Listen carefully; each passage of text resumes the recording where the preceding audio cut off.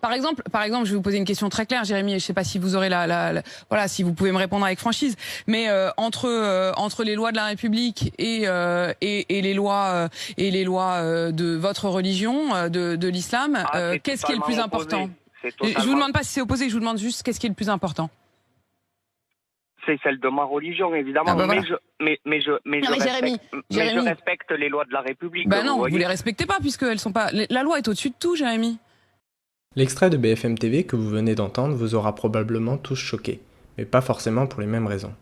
Certains d'entre vous se sont peut-être dit qu'il était tout de même grave, voire inadmissible, de dire ou de penser que les lois de sa religion sont plus importantes que les lois de la République.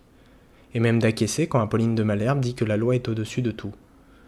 Alors, je ne suis pas croyant, ou du moins je réfute l'existence d'un dieu théiste, et je ne pratique ni ne me reconnais dans aucune des trois grandes religions monothéistes. J'ai même été pendant longtemps assez hostile envers la religion au sens large. Cela dit, il me semble assez absurde de demander à un croyant si les lois de sa religion sont au-dessus des lois de son pays.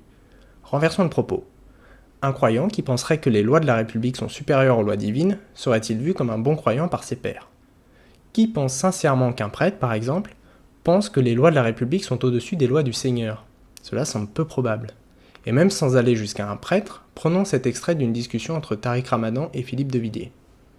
46% des musulmans pensent que l'islam est plus important que la République. Mais la question même, elle est tendancieuse. Je vais vous poser une question simple.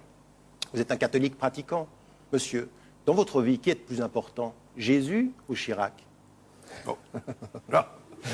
Répondez à la question. Répondez à la question. Je ne sais pas si on peut répondre à cette question. Qui peut répondre à cette question? Oui, il peut répondre à la question, puisqu'il reproche aux musulmans, d'avoir une foi. Ils ont une foi. Monsieur de Villiers, je ne sais pas. C'est Jésus ou Chirac pour vous? La réponse est Jésus. La réponse est Jésus. La réponse est Jésus. Pour Philippe de Villiers, la réponse est Jésus. Pour moi, qui ne suis ni croyant ni de droite, je dois bien admettre que Chirac a sûrement eu plus d'importance dans ma vie, voire a même été une plus grande référence que Jésus. Alors, vous pourrez me rétorquer qu'il s'agit ici d'une préférence de personne. Mais je pense que la question de Tariq Ramadan visait précisément le point que j'abordais tout à l'heure.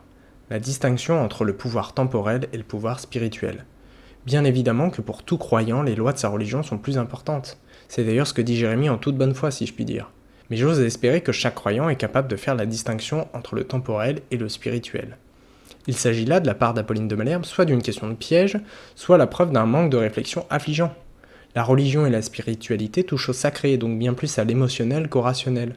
C'est d'ailleurs sans doute pour ça qu'elle échappe au logicien que je suis. Mais ce n'est pas parce qu'on vit quelque chose de transcendantal et qu'on pense que le grand tout est géré par une entité mystique qui dicte ses lois, que l'on est inflexible ou qu'on est incapable de faire la part des choses.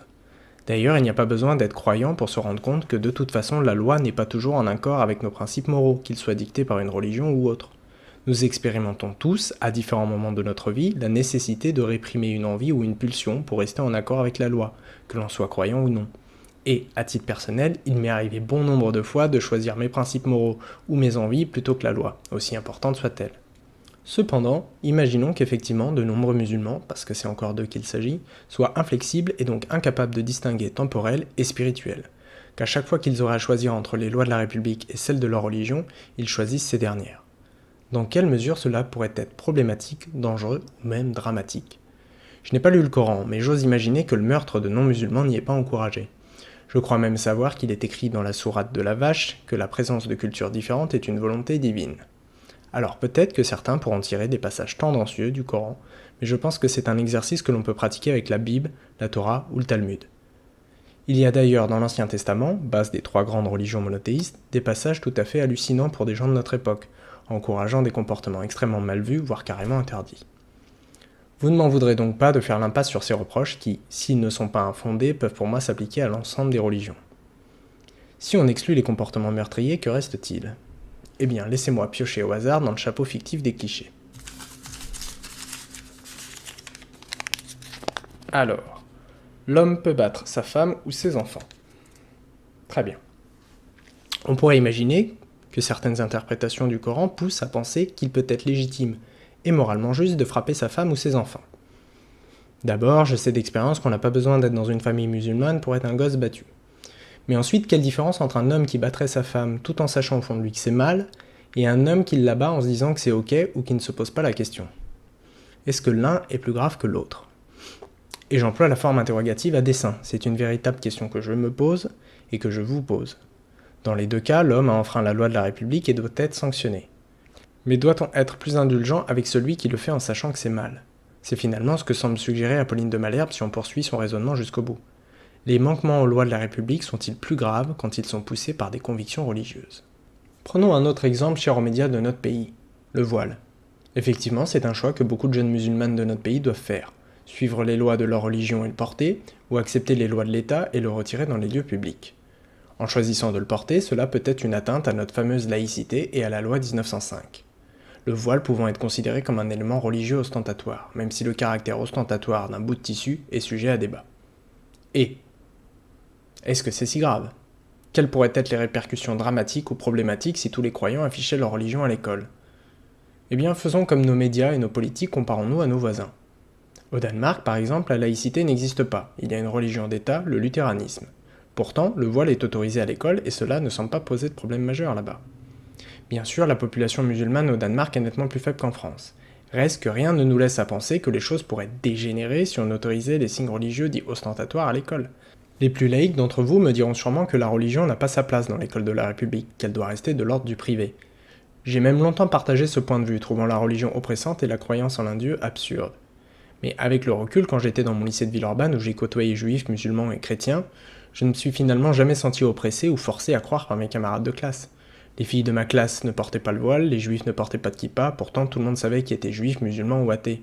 Car même si la laïcité tend à vouloir invisibiliser les religions, elles ne disparaissent pas pour autant. Elles sont quotidiennement avec nous, même pour les athées comme moi. Je suis pour la laïcité et je pense que c'est une bonne chose que l'Église et l'État soient séparés. Mais comme son nom l'indique, la loi est de 1905, soit 115 ans. Cette loi a été créée pour des raisons très différentes que celles que nous rencontrons aujourd'hui, à une époque où, en France, les musulmans étaient une poignée. Ne serait-il pas temps de remettre certains principes républicains en question ?